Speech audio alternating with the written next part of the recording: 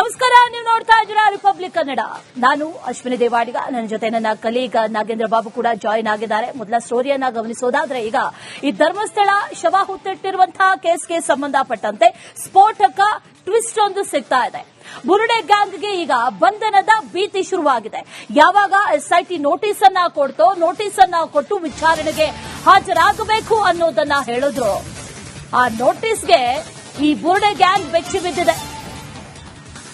ಇನ್ನೇನ್ ಬಂಧನ ಆಗ್ಬಿಡುತ್ತೆ ಅಂತ ಬಂಧನದಿಂದ ಪಾರಾಗೋದಕ್ಕೆ ಬಿ ಗ್ಯಾಂಗ್ ಹೊಸ ತಂತ್ರವನ್ನ ಹಿಡಿದಿರೋದು. ಅದೇ ಪ್ರಕರಣ ರದ್ದು ಕೋರಿ ಈಗ ಸಲ್ಲಿಕೆ ಮಾಡಿರುವಂತಹ ಅರ್ಜಿ.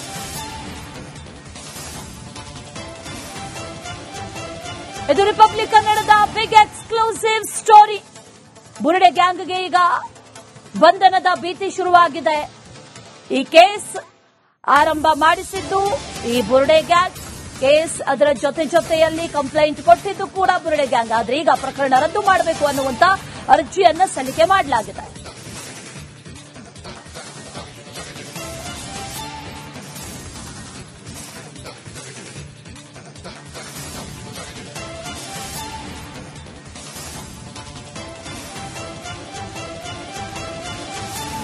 ಧರ್ಮಸ್ಥಳದ ಸುತ್ತಮುತ್ತ ನೂರಾರು ಶವಗಳನ್ನ ಹೂತಿಟ್ಟಿದ್ದಾರೆ. ಅದನ್ನು ನಾವು ತೋರಿಸ್ತೀವಿ, ನಮಗೆ ರೈಟ್ಸ್ ಕೊಡಿ, ನಮಗೆ ಅವಕಾಶವನ್ನ ಕೊಡಿ, ಅನುಮತಿಯನ್ನ ಕೊಡಿ ಅಂತೇಳಿ ಬುರುಡೆ ಬಿಡ್ತಾ ಇದ್ದಂತ ಬುರುಡೆ ಗ್ಯಾಂಗ್ಗೆ ಈಗ ಬಂಧನದ ಭೀತಿ ಶುರುವಾಗಿದೆ. ಹಾಗಾಗಿ ಎಫ್ಐಆರ್ ಅನ್ನೇ ರದ್ದು ಮಾಡಿ ಅಂತೇಳಿ ರಿಟ್ ಅರ್ಜಿ ಸಲ್ಲಿಕೆ ಆಗಿದೆ ಕೋರ್ಟ್ಗೆ.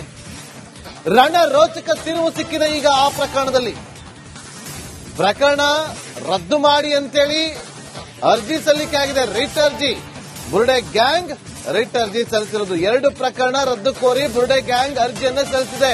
ಮಟ್ಟಣ್ಣನವರ್, ತಿಮ್ಮರೋಡಿ, ವಿಠಲ್ಗೌಡ, ಜಯಂತ್ ಅರ್ಜಿ ಸಲ್ಲಿಸಿರೋದು. ಕ್ರೈಮ್ ನಂಬರ್ 39/2025 ಕೇಸ್ ಏನ್ ದಾಖಲಾಗಿತ್ತು, ಇದನ್ನ ರದ್ದು ಕೋರಿ ನಮ್ಮನ್ನ ಅರೆಸ್ಟ್ ಮಾಡಿದ್ರೆ ಮಾಡ್ಲಿ, ನಾವು ಜೈಲಿಗೂ ಹೋಗೋದಕ್ಕೆ ಸಿದ್ಧ, ಪ್ರಭಾವಿ ವ್ಯಕ್ತಿಗಳ ಕೈವಾಡ ಇದೆ, ಇಲ್ಲ ಸಲ್ಲದ ಕೆಲಸಗಳನ್ನ, ಕುಮ್ಮಕ್ಕುಗಳನ್ನ ಕೊಡುವಂತ ಕೆಲಸವನ್ನ ಎಸ್ಐಟಿಗೆ ಮಾಡ್ತಿದ್ದಾರೆ ಅಂತೇಳಿ ಇಷ್ಟಿಷ್ಟುದ್ದ ಭಾಷಣ ಬೀಗಿ ಬುರುಡೆಯನ್ನ ಬಿಟ್ಟಂತ ಗ್ಯಾಂಗ್, ನಮ್ಮ ಹತ್ರ ದಾಖಲೆ ಇದೆ ಕೊಡ್ತೀವಿ ಅಂತ ಹೇಳ್ಕೊಂಡು ಬಂದಂತ ಬುರುಡೆ ಗ್ಯಾಂಗ್, ನಮ್ಮನ್ನ ಅರೆಸ್ಟ್ ಮಾಡ್ತಾರ ಮಾಡ್ಲಿ ಅಂತ ಹೇಳ್ಕೊಂಡು ಬಂದಂತ ಬುರುಡೆ ಗ್ಯಾಂಗ್ ಈಗ ಯಾವಾಗ ಬುಡಕ್ ಬಂತೋ ಅಯ್ಯಯ್ಯೋ ಏನೋ ಪ್ರಾಬ್ಲಮ್ ಆಗೋಗುತ್ತೆ ಅಂತೇಳಿ ಈಗ ರಿಟ್ ಅರ್ಜಿ ಸಲ್ಲಿಕೆ ಆಗಿದೆ ಕೋರ್ಟಿಗೆ.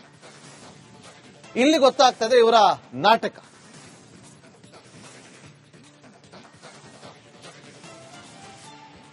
ಇಡೀ ಪ್ರಕರಣ ದೊಡ್ಡ ಸಂಚಲನವನ್ನ ಉಂಟು ಮಾಡಿದ್ದು ಆ ಚಿನ್ನಯ್ಯ ಕಾಣಿಸ್ಕೊಂಡಾಗ, ಮಾಸ್ಕ್ ಮ್ಯಾನ್ ಕಾಣಿಸ್ಕೊಂಡಾಗ ಆತ ಒಂದು ಕಂಪ್ಲೇಂಟ್ ಅನ್ನ ಕೊಡ್ತಾನೆ. ಎಫ್ಐಆರ್ ಕೂಡ ದಾಖಲಾಗುತ್ತೆ.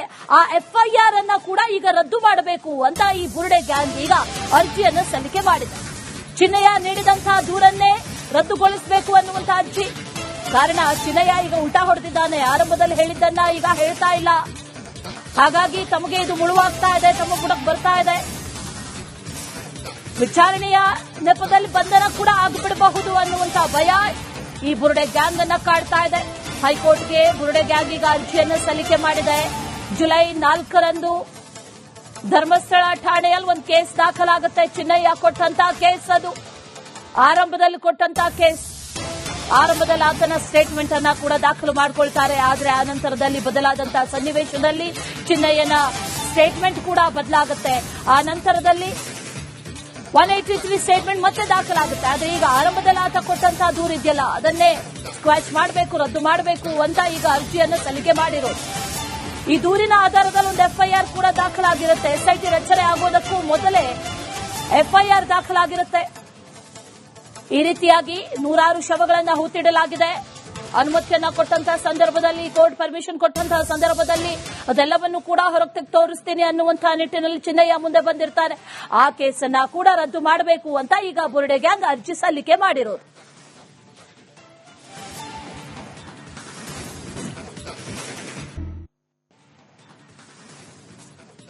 ನಮಸ್ಕಾರ, ನೀವು ನೋಡ್ತಾ ಇದ್ದೀರಾ ರಿಪಬ್ಲಿಕ್ ಕನ್ನಡ.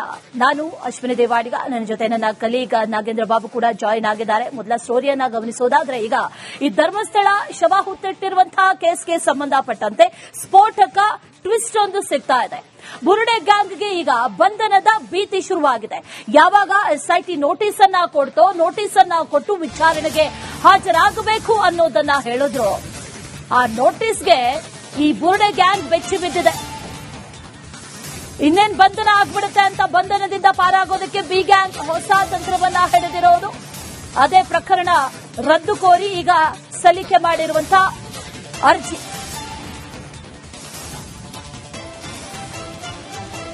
ಇದು ರಿಪಬ್ಲಿಕ್ ಕನ್ನಡದ ಬಿಗ್ ಎಕ್ಸ್ಕ್ಲೂಸಿವ್ ಸ್ಟೋರಿ.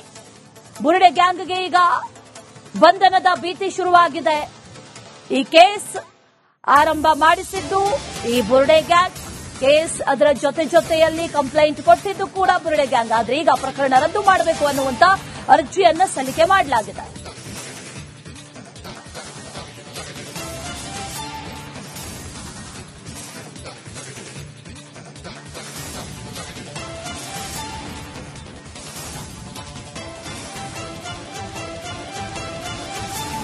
ಧರ್ಮಸ್ಥಳದ ಸುತ್ತಮುತ್ತ ನೂರಾರು ಶವಗಳನ್ನ ಹೂತಿಟ್ಟಿದ್ದಾರೆ. ಅದನ್ನು ನಾವು ತೋರಿಸ್ತೀವಿ, ನಮಗೆ ರೈಟ್ಸ್ ಕೊಡಿ, ನಮಗೆ ಅವಕಾಶವನ್ನ ಕೊಡಿ, ಅನುಮತಿಯನ್ನ ಕೊಡಿ ಅಂತೇಳಿ ಬುರುಡೆ ಬಿಡ್ತಾ ಇದ್ದಂತ ಬುರುಡೆ ಗ್ಯಾಂಗ್ಗೆ ಈಗ ಬಂಧನದ ಭೀತಿ ಶುರುವಾಗಿದೆ. ಹಾಗಾಗಿ ಎಫ್ಐಆರ್ ಅನ್ನು ರದ್ದು ಮಾಡಿ ಅಂತೇಳಿ ರಿಟ್ ಅರ್ಜಿ ಸಲ್ಲಿಕೆ ಆಗಿದೆ ಕೋರ್ಟ್ಗೆ.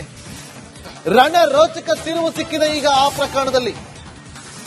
ಪ್ರಕರಣ ರದ್ದು ಮಾಡಿ ಅಂತೇಳಿ ಅರ್ಜಿ ಸಲ್ಲಿಕೆ ಆಗಿದೆ, ರಿಟ್ ಅರ್ಜಿ. ಬುರುಡೆ ಗ್ಯಾಂಗ್ ರಿಟ್ ಅರ್ಜಿ ಸಲ್ಲಿಸಿರೋದು. 2 ಪ್ರಕರಣ ರದ್ದು ಕೋರಿ ಬುರುಡೆ ಗ್ಯಾಂಗ್ ಅರ್ಜಿಯನ್ನು ಸಲ್ಲಿಸಿದೆ. ಮಟ್ಟಣ್ಣನವರ್, ತಿಮ್ಮರೋಡಿ, ವಿಠಲ್ಗೌಡ, ಜಯಂತ್ ಅರ್ಜಿ ಸಲ್ಲಿಸಿರೋದು. ಕ್ರೈಮ್ ನಂಬರ್ 39/2025 ಕೇಸ್ ಏನ್ ದಾಖಲಾಗಿತ್ತು, ಇದನ್ನ ರದ್ದು ಕೋರಿ ನಮ್ಮನ್ನ ಅರೆಸ್ಟ್ ಮಾಡಿದ್ರೆ ಮಾಡ್ಲಿ, ನಾವು ಜೈಲಿಗೂ ಹೋಗೋದಕ್ಕೆ ಸಿದ್ಧ, ಪ್ರಭಾವಿ ವ್ಯಕ್ತಿಗಳ ಕೈವಾಡ ಇದೆ, ಇಲ್ಲ ಸಲ್ಲದ ಕೆಲಸಗಳನ್ನ, ಕುಮ್ಮಕ್ಕುಗಳನ್ನ ಕೊಡುವಂತ ಕೆಲಸವನ್ನ ಎಸ್ಐಟಿಗೆ ಮಾಡ್ತಿದ್ದಾರೆ ಅಂತೇಳಿ ಇಷ್ಟಿಷ್ಟುದ್ದ ಭಾಷಣ ಬೀಗಿ ಬುರುಡೆಯನ್ನ ಬಿಟ್ಟಂತ ಗ್ಯಾಂಗ್, ನಮ್ಮ ಹತ್ರ ದಾಖಲೆ ಇದೆ ಕೊಡ್ತೀವಿ ಅಂತ ಹೇಳ್ಕೊಂಡು ಬಂದಂತ ಬುರುಡೆ ಗ್ಯಾಂಗ್, ನಮ್ಮನ್ನ ಅರೆಸ್ಟ್ ಮಾಡ್ತಾರ ಮಾಡ್ಲಿ ಅಂತ ಹೇಳ್ಕೊಂಡು ಬಂದಂತ ಬುರುಡೆ ಗ್ಯಾಂಗ್ ಈಗ ಯಾವಾಗ ಬುಡಕ್ ಬಂತೋ ಅಯ್ಯಯ್ಯೋ ಏನೋ ಪ್ರಾಬ್ಲಮ್ ಆಗೋಗುತ್ತೆ ಅಂತೇಳಿ ಈಗ ರಿಟ್ ಅರ್ಜಿ ಸಲ್ಲಿಕೆ ಆಗಿದೆ ಕೋರ್ಟಿಗೆ. ಇಲ್ಲಿ ಗೊತ್ತಾಗ್ತದೆ ಇವರ ನಾಟಕ.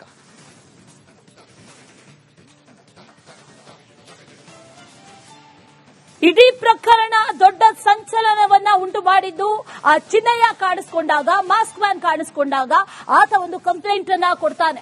ಎಫ್ಐಆರ್ ಕೂಡ ದಾಖಲಾಗುತ್ತೆ. ಆ ಎಫ್ಐಆರ್ ಅನ್ನ ಕೂಡ ಈಗ ರದ್ದು ಮಾಡಬೇಕು ಅಂತ ಈ ಬುರುಡೆ ಗ್ಯಾಂಗ್ ಈಗ ಅರ್ಜಿಯನ್ನು ಸಲ್ಲಿಕೆ ಮಾಡಿದೆ. ಚಿನ್ನಯ್ಯ ನೀಡಿದಂತಹ ದೂರನ್ನೇ ರದ್ದುಗೊಳಿಸಬೇಕು ಅನ್ನುವಂತ ಅರ್ಜಿ. ಕಾರಣ ಚಿನ್ನಯ್ಯ ಈಗ ಉಲ್ಟಾ ಹೊಡೆದಿದ್ದಾನೆ. ಆರಂಭದಲ್ಲಿ ಹೇಳಿದ್ದನ್ನ ಈಗ ಹೇಳ್ತಾ ಇಲ್ಲ.